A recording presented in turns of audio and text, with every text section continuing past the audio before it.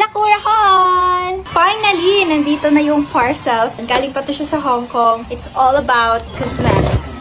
First na laman ng box na to is, meron siyang cosmetic bag. This is the brand of the bag. And it has a certification. It's super solid. Next, this is a comb. By the way, if you want to order any cosmetics that you love, go to Sakura, sa Orange app, and you can definitely order everything I have. So it's very versatile. It's perfect for any hair texture. I love how the quality looks like. Okay, next. This one is, wow. This is Kill Cover Skin Fixer Cushion from Cleo. Look how environmental friendly it is.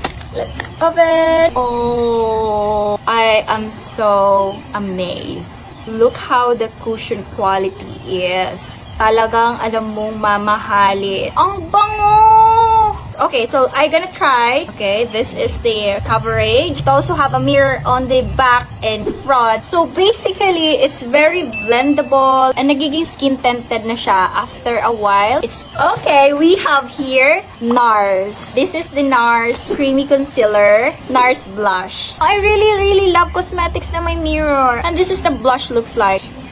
Oh my god, ang pigmented. I love it. It's blendable. Ang ganda ng lapat kahit wala kang skin prep. Para lang siyang dumikit sa skin ko, ganon. It actually have a slight shimmer. Meron siyang golden shimmer pero hindi super irritating tingnan. Hindi siya cakey. Okay, next, we have the concealer, right?